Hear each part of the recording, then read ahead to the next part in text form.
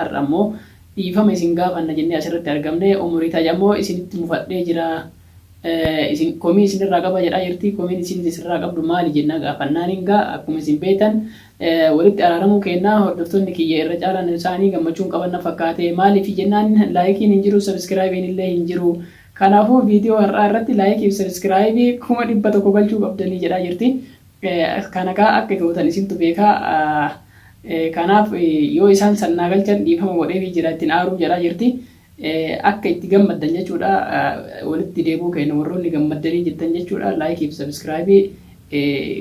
itti gadhiisaa itti garsiisaa gammachiisaa akka gammaddaniif akka agartaniitiin isiin bultii keessatti deebuu isii gammaddaniif laayikii itti garsiisaa isiniin jedha ani kanuma jechuu barbaada. Assalaamu alaykum warahmatullaahi wabarakaatuh kabajamtoota hordoftoota keenya akkam jirtu nageenya rabbii bakkuma isin jirtanii isin haa qaqqabu isiniin jedha eegaan kabajamtootaa fi hordoftoota keenya har'as deebinee dhufneetiin jirra jechuudha maaliin deebitanii dhuftan jechuun keessan hin oolamu akkuma beektan gaa har'a wanni deebineen jechuudha kaleessa akkuma isin gadhiisetti viidiyoo argitanii turtan jechuudha viidiyoo kaleessa isin gadhiise keessatti umurduwaan waliin walitti deebuu argitanii jirtanii hundi keessanii viidiyoo irratti jechuudha har'a ammoo maaliin deebi'anii dhufanii jechuun keessan hin oolamu gaa kabajamtootaa fi hordoftoota keenya har'a wanni nu dhufneef gaa akkuma beektan namoonni hedduun nutti mufattanii turtan jechuudha wal dhabuu keenyatti namoonni mufattan hedduun keessan jechuudha har'a ammoo hunda keessan jechuudha kabajamtootaa fi hordoftoota keenya kan ta'an hunda keessaniyyuu har'a dhiifama isin gaafachuu asirratti argamne jechuudha chaayinaala umuriitaa jirratti akka gaa wal dhabnee addan deemnee baatii lama guutuu jechuudha yoo xiqqaate baatii lama ol kan ta'u viidiyoo waliin marreen beenu har'a viidiyoo waliin dalaguudhaaf asirratti argamne jirra. Akkuma beektan kanaafin asirratti argamne dhiifama isin gaafachuudhaaf asirratti argamne isiniin jedha. Umuriitaa salaama gaafadhu. Assalamu alaikum warahmatullahi wabarakatuh hordoftoota keenya fi kabajamtoota keenya akkam jirtu nuhi alhamdulillah isin akkam jirtanii har'a kunooti kaalitti fe'ana dhufnee jirra kaleessas akkanatti gammachuu guddaa qabannee viidiyoo qadisnee jirra laaltaniittanii kunooti har'a immoo kaalid wajjin dhiifamaa gaafachuu dhufnee jirra waan hundumaa ያጠፋነውንም ያላጠፋነውንም ይቅርታ እንላችሁ እናንተ ጋር ቆመናል ነው የምላችሁ ምንድነው ሌላ ታከናቲ ሲንጀዳ ከበየምቶታ fi hordoftoota keenya akkuma beektan gaa har'a waan nu dhufnee fi dhiifama isin gaafachuuf dhufnee jechuudha jalqaba irratti jechuudha namni nu dhiifama gaafachuu barbaadnu akkuma isin beektan gaa hordoftoonni kiyya aan akka mataa kiyyaatti jira hordoftoonni kiyya irra caalan keessan anatti mufattanii jirtan jechuudha anatti aartanii jirtanii anammoo akkuma isin jettan dhugaa rabbii dubbachuudhaaf wanni dalagaan sun hundi kan dalagame jechuudha dogongoratti waldhabbiin keenya kan raawwatamee dogongoraani dogongora sanirraa ammoo namni nama ta'ee dogongora balleesse sanirraa badii balleesse sanirraa namni hin dogoggorre seexaana qofa anammoo akka mataa kiyyaatitti akkuma isin jettan san jechuudha dhiifamallee godhee jira waan hundaayyuuf keessatti gaddachaasee waan jiru hundaayyuu dhiifama godheetiniin kun akkuma argitan kaa maatii kiyya mana kiyyatti deebiseetiin jira mana keessatti waliin argamna jechuudha kabajamtoota fi hordoftoota kiyya hundi keessaniyyuu hedduu galatoomaa ulfaadhaa isin jechuu barbaada warri hordoftoota keenyallee jechuudha kan hamaa hin jedhinis jechuudha kan yeroo hedduu komantii jalatti deddeebitaniitiin gorsa naaf kennaa turtanillee jechuudha akkasuma ammoo warroonni arraballee jechaa turtan jechuudha arrabni sunis anaaf gorsa waan ta'eef jechuudha hundi keessaniyyuu akka waliigalaatitti jechuudha warroonni hordoftoota kiyya taatan hedduu galatoomaa ulfaadhaa jazaan keessan rabbi bira haa ta'u isiniin jechuun barbaada har'a kun dhufnee asitti argamne mana keenya keessatti argamne jechuudha ijoolleenis kun akkuma beektan kaa hin rafan malee silaa har'a wajjin viidiyoo marra jennee turre ijoollee rafanii jennaan har'a ammoo umuriitaa jibaa fi aan taanee viidiyoo isinii maraa jirra jechuudha akkanaatti waan jettuun jedhu. Inni daawwattoota kiyyaa kunuuti har'a kaalitti fe'ana duraan bichaa kiyyaan dalagaa ture har'a kunuuti abbaa warraa kiyyaa wajjin dhufnee jirra. ገመች ጉዳ ወላሂ ገለቶማ ይስንስ ገለቶማ እንጃ እናንተም እንደዚህ ኮሜንት እየሰጣችሁ ታረቂ አይዞሽ አብሽሪ ላላችሁኝ በጣም ነው የማመሰግናችሁ በእውነት በጣም ነው የማመሰግናችሁ ዛሬ ደግሞ ያኔ የምንላችሁ ነገር ማለት ነው። ያኔ እንግዲህ እሱና እኔ በምንም ቢሆን የሰው ልጅ ይጣላል፣ ይታረቃል። ምንም ቢሆንም ሰው ተጋሎ ለነፍሱ የሚታረቅበት አለ እንኳን ባልና ሚስት ሆነን እኛ ተጋደልን እናላለን እና የሰው ልጅ መሀከሉ ሸይጣን ሲገባ እንደዚህ ከሆነ ሁሉ ነገር አለፈ። የማያልፍ ነገር ሁሉ ማን ይደርባ ዋን ደርቡንስ እንጅሩ ደርቤ ጅራ ዋን ከናቲ ያኒስ ተሰቃይቼ እንደዚህ ከሁሉ ነገር አየሁት አዲ ነው ለበጎ ነው ብዬ خلاص አለፈ። አልহামዱሊላህ አሁን ታርቀናል። እናንተንም አይዟችሁ እንግዲህ ካሁን በኋላ ኢንሻአላህ እኔ ቆንጆ ቪዲዮ እንሰራለን። ሙሽ እንደዚህ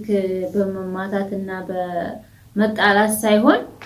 ቆንጆ ቪዲዮ ኢንሻአላህ አላህም እሱን ከሴት ጋር አላህ ሲርስር እንዳይሄድ ዱአ አድርጉለት። ካሁን በኋላ ሲላይ ይደግማል ብዬም ማለለም ይሄው ሱፊት ነው የምጠይቃችሁ። ትደግማለህ? እኔ ግን የሚደግማ አልመሰለኝም። ካሁን በኋላ ከሴት ስር ከሄደ የነፍሱ ጉዳይ እንግዲህ ለነፍሱ ትልቅ ሰው ነው። ህፃን ላይ እንኳን ነፍሱ ስትመክሪው አይሰማም እና እሱ እንግዲህ ትልቅ ሰው ነው። እንደ ህፃን አይሆንብኝም ካሁን በኋላ ማለት ነውና አሁን ደግሞ ቃልም የገባ ስላለ ቃልም ገብቶልኛል። ለሽማግሌም ነግሯል። እኔ እንደዚህ አይነት ነገር ካሁን በኋላ እንደዚህ አላረግም ብሏል። ቃል ገብቶልኝ ሁሉ ነገር ያኔ ብሎ ነው ወደ ቤትም የገባሁት። አልহামዱሊላህ ነው ማለት ለቤት ያበቃኝም እኔ ነው የምላችሁ እና የምትለው ካለ አውራታለው ታከናቲ ከወጀምቶታ ፈርዘኪያ አኩመ ሲንጀዳ ጅርቱ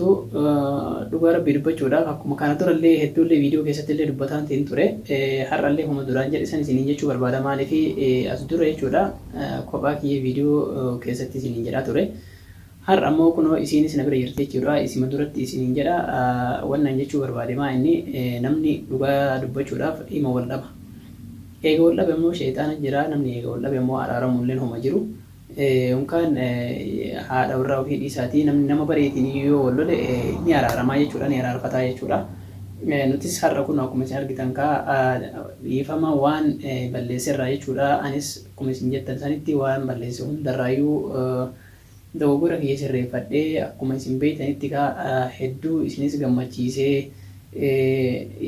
gammachiisee akkasitti akka isin argitan sanitti kaa manatti akka deebitu godheetiin jira jechuudha. Kanarraa kan hafe rabbi hamtuu nurraa haa qabu jechuudha. Wanni akka malee rabbi nurraa haa qabu. Warri jireenya kee ho'aa keessa deebi'ii urjii jalaa hafiitii jireenya kee fi ijoollee ta'e guddifadhu naan jechaa jirtanis kan turtanis jechuudha. Dhugaa dubbachuudhaaf ani hedduu galatooma ulfaadhaa kabajamaa isiniin jechuu barbaada. Warroonni bultiin xiyyaa akka hin diigamne barbaadanii koomantii jalaa naa barreessaa turtanis kan keessaanillee na dubbistanii naa bilbiltanii akkasitti na dubbisaa turtan jechuudha. Hundi keessanii bakka walii galaatitti galatoomaa jechuun barbaada. Ani gaa namni beekeeti miti kan waan jireenya fi ho'aa kana kan balleessu jechuudha. Beekee osoo hin ta'in dogoggora sana mootu namni irraan sirrooyne hin jiru jechuudha. Akka kiyyatti namni hin dogoggorre hin jiru. Dogoggora sana irraan mootu kan sirrooyne sheexaana qofa. Kanaaf ani har'a akka walii galaatitti dogoggora sana irraa sirraa'u kiyya ifaan ifatti isinitti agarsiiseetiin jira. Isis araarsuu fi manatti deebisuu hunda iyyuu jechuudha. Ifaan ifatti kunoo har'a viidiyoodhaan waliin deebinee kan dheengaddaa san malee jechuudha. Har'a ifaan ifatti viidiyoo qabannee kunoo dhufneetiin jirra jechuudha. Har'a wanni nuti asirratti argamneef dhiifama isin gaafachuuf jechuudha. Akka walii galaatitti dhiifama isin gaafadhee jira. Akka kiyyatti gama kiyyaan badii balleesseef jechuudha. Dhiifama jechuun barbaada. Kana booda mootu rabbi hamtuu nurraa haa qabu. Wanni ana garteetanii dogoggora sanitti deebi'uun hin jiru. Warroonni urjii jalaa hafi naan jechaa jirtanillee jirtu keessaan jechuudha. Dhugaa dubbachuu gaaf duraatiif iyyuu dogoggoratti wanni sun kan ta'ame tasatti wanni sun ta'ame jechuudha. Isiidhaanis wanni irraa godhinaan jettaniif kana hundaayyuu duraanuu argee walitti qabee tilmaamee jedheetiin tilmaama keessa seensisee hafee jira jechuudha. Waan san hunda keessaayyuu akkuma isin argitanitti viidiyoo gaafa xumuraa urjii waliin dalan argitanii jirtan jechuudha. Kanaan alatti wanni ana agartee achi asitti deebi'ee urjii waliin wannan viidiyoo maree hin jiru. Kanaaf ani gorsa isin na gorsitan hunda keessanii hunda isaatu fudhadheetiin kunoo akkuma isin argitan sanitti hafeetiin jira hedduu galatooma አታዋጣም ኡርጂ hedduu ulfaadhaa kabajamaa isin jechuudha ብታዋጣው ኖሮ ማስካውን ሄር ነበርና ስለማታዋጣው ሁሉ ነገር ስላየው ውጭንም እያይ ስቃይ እንጂ ምንም ነገር ደስታ አላገኘም በእውነት ወጋዴሜ خلاص انتو ماما ወራነማ እና አከናቲ ዱብን በዴ خلاص ከናፉ ኡርጂን እና ዋጣምቱ خلاص አማ ፈከሬ በቃ አላላ ዴሜ መናሲዮ ዱፌስ መናቁላ እሺን خلاص ፋይዳን ቀብዱ ሚስቴት ይሻላል ብሎ አየው ለማንኛውም ውጭ ማየቱ እኮ ካይር ነው እውነት አንዳንድ ነገር እኮ እንደዚህ ማየቱ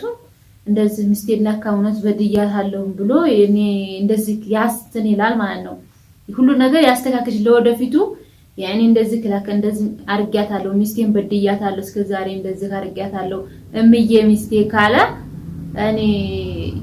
አየው ማለት ሁሉ ነገር ያየዋል ውጭ ያለው ነገር ያየዋል ቤት ያለው ነገር ያየዋል ሲያጣ ልጆቹን ሲያጣ ምግቡ አጣ ማጣቱ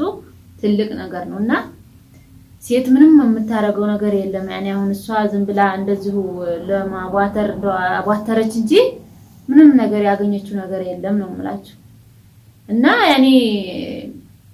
እሱ አሁን አንዴ ተሳሳተ እንግዲህ ተሳሳተውን ነገር ስለተቀበለን ምንም ማረገው ነገር የለም የልጆች አባት ስለሆነ አባጆልክ ያጄ خلاص ዋን ሁንቱማ ደንደ خلاص ይፈማናጄ خلاص ዋን ጎዱን ደበስ خلاص እኔ ግራ ገባኝ እውነት ግራ ገባኝ እንደሱ ጨካኝ አይደለም ግን እንዳንተ ጨካኝ መሆን ማለት ነው አንተ እንድትሰቃይ እሱን ማስመታት ሁሉ ነገር خلاص እሱን አስመጥቼ ልጆች አባን ነው አሁን እንደዚህ ይው እንደምታዩት እኔ የፈራሁት ለምንድነው ተተመለስን ያኔ መልሽ እንመለስና ከዛ በኋላ ደግሞ እንደዛ ለሁለተኛው ጊዜ ለሶስተኛው ጊዜ ያኔ እንደ እንትን ያረጋል ያኔ እንደበድበኛል ይመተኛል እንደዚህ ብዬ ፈራው ባስመታው ነው ማለት ነው እና እኔ ሁሉ ነገር ሲዬ ይለፍ ያልፋል ብዬ እኔ እሱን እስር ቤት አስገብቼ ከማስመጣት የልጆች አባት ነው ምናምን ይያልኩኝ እና እዛን ቀን አስመጥተሽም ቢሆንማ አትመለሽም ነበር እንዴ እኔ ሙሽ እንዳንተ ግን ያኔ አሁን እሱ እንደሚለው ማለት ነው ወላሂ ላዚም ሴት ማንኛውም ሴት ቤት ሴት አስመጥቶ ቤቴ እንደውም እንደኮ ሌላ ቤት ቢሆን አዲ ነው ቤቴ ሴት አስመጥቶ ማንኛውም ሴት ደስ ይለዋል ግን እንደኔ ግን እኔ ግን ምንም ነገር ያረኩት ነገር የለም እሷን ባገኛት መታታለሁኝ እሷንም አልመታዋትም አንድ ጊዜ ብቻ ነው እና አዲ ነው የስራዋን ይስጠው እሱን ነው የስራዋን ይስጠው ነው ያልኩትና አሁን አንተ በመታህም ባላስመታህም እኔ ኑሮ ምፈልግ ነኝ ሙሽ ለጊዜው አይደለም እና አንተ አሁን ለጊዜው እንደ ለጊዜው ነው ሙርጂን የምትፈልገው ነበር የማይሳካልክ ስለሆነ አሁን ወደ መሪማ ዞራክ እና ከመጀመሪያው ታፊያርሶ ተኪያ አኩማ ሲን አርገታን ካራ ወኔ ነው ያሲቲ ዳርገምነፍ ካ ኢረጫላት ሃሳ ከነው ሶንተይን ሃሳ ብራ ሃሳው ሶንተይን አኩማ ቤተንካ wanni nuti dhufne dhiifame isin gaafachuu jechuudha kabajamtoota fi hordoftoonni keenya hedduun keessa warri nuti mufattaniitiin jettan anak jettee jechuudha wanni hedduu har'a viidiyoo isii waliin wanni andalagee jechuudha hedduu isin galateeffachuudhaaf asirratti argame waan biraa suutti deebine haasawina haasaa biraa haasawoo osoo hin ta'in dhiifama guddaa isin jechuudha fi malee እነሱን እኮ አሁን ይቅርታ ለመጠየቅ ነው እዚህ ላይ ይቅርታ አልና አይደለ ይቅርታ ዋናው ነገር እኮ ይቅርታ ነኛ በመጀመሪያው ነው ይቅርታ ብለናል ያጠፋ አንተ ነህ ያጠፋው አጠፋህ አይደለ እኔም አጥፍቼ ከሆነ ይቅርታ ብለናል እና ለምን እኛ አሁን እኔን እኮ ማንሳት አለብኝ አሁን እንደውም እስቲ ሆድህን ይብላህ ብዬ ማንሳት አለብኝ እነሱ ፊት ማለት ነው እስከዛሬ እኔ ፊት አይደለም ዝም ብለህ ሳንተያይ ነው በቪዲዮ ማውራት ያዝነውና ዛሬ ሲታይተን እናውራ ነው ያልነው ያለፈው አልፏል ጠብ አይደለም ግን አነሳ ያንን ይባለፈው ያለፈ ነገር እኮ ሲነሳ ትዝታ ይባላል እንግዲህ እስከ ዘላለም እንግዲህ ስለማይጠፋ ቪዲዮ ውስጥም ስላለ እኔ አይጠፋም እኔ ዝክር እንደዚህ እናነሳለን ይሄን እንደዚህ ማለት ነው ተጣላን በየስርፋውንም በየበደውም አርኩኝ እሱም በየሴት እየተንዘላዘለ ሄደ አሁን ይሄው ምንም የሚያዋጣውን ሲያጣ ወደ ቤት ተመለሰ ወደ ቤት ያኔ ሚስቴናት የምታዋጣው ዋናው ነገር ብሎ መልስ ያኔ ተመላለስን አዲ ነው የልጆች አባት እንደሆነ እኔም ሚስቱ ነኝ ስንት አመት የኖርና ነው አብረን በልተን አብረን እየሳቅን ኖረናል خلاص አሁን እንግዲህ ኢንሻአላህ ለወደፊቱ ደግሞ እንደዚሁ እስከ ዛሬ አብረን ስንት አመት ያሳለፈን እንደዛ ከሆነ ልንሯችን ኢንሻአላህ ዱአ ጋር አላህ ያስተካክልልን ነው የምንለው ሸይጣን መሐከላችን እንዳይገባ ነው የምለው ነገር እናንተም ደግሞ ኢንሻአላህ ካሁን በኋላ መጥፎ ቪዲዮ አንሰራላችሁ ቆንጆ ቪዲዮ ነው እንሰራላችሁ ከኛ ጋር ሁኑ ላይክ እያረጋችሁ ሰብስክራይብ እያረጋችሁ ከኛ ጋር ሁኑ ነው የምላችሁ በእውነት እናመሰግናችኋለን እና ነው የምላችሁ እና ታካናቲ ከወጀምቶታ ፊወርዶቶታ ከና አርጣካ ተናብ ፍኔሽን እንጀና ዲፈሙ ሲንጋፋቾ ሲረቲ አርጋምኔ የሮ ቢራሞ ቪዲዮ አጃኢባ ጀቹዳ አደዲ ታጆሊኒ ያ አኩማ ቤተንካ har'a dhiifama asirratti argamne dhiifama isin gaafanne xumurree jirraa kolfaan gammachuudhaan waan hundayyuu akkuma isin argitanitti sarpiraayiziidhaan waan garagaraatiin viidiyoo akka isin argitan sanitti isin dalanee xumurreetiin jirraa har'a ammoo dhiifama isin gaafanna jennee asirratti argamne umurii tajaajilmoo isinitti mufadhee jira isin komii isinirraa qaba jedhaa jirti komiin isin isirraa qabdu maali jenna gaafannaan hingaa akkuma isin beektan walitti araaramuu kennaa hordoftoonni kiyya irra caalaan isaanii gammachuun qabanna fakkaate maaliif jennaan laayikiin hin jiru sabskraayibiin illee hin jiru kanaafuu viidiyoo har'aa irratti laayikii fi sabskraayibii 100 galchuu qabdanii jedhaa jirti kanakaa akka gootan isintu beekaa kanaaf yoo isaan sannaa galchan dhiifama godhee jira ittiin aaruu jedhaa jirti akka itti gammaddan jechuudha walitti deebuu kenna warroonni gammaddanii jettan jechuudha laayikii fi sabskraayibii itti gadhiisaa itti garsiisaa gammachiisaa akka gammaddaniif akka agartaniitiin isin bultii keessatti deebuu isii gammaddaniif laayikii itti garsiisaa isiniin jedha ani kanuma jechuu barbaada yeroo biraa ammoo viidiyoo garaa qabannee dhufnaa viidiyoo gammachuuti jechuudha akka amma booda waan dalan hundi isaa viidiyoo akkasitti nama boojjisu waan ta'eef viidiyoo ajaa'iba viidiyoo boombii dhoosuu dalannee isin biraan kenna jechuudha akkanaati yeroo biraa ammoo viidiyoo biraa qabannee hanga isinitti deebinutti assalaamu alaykum warahmatullaahi wabarakatuh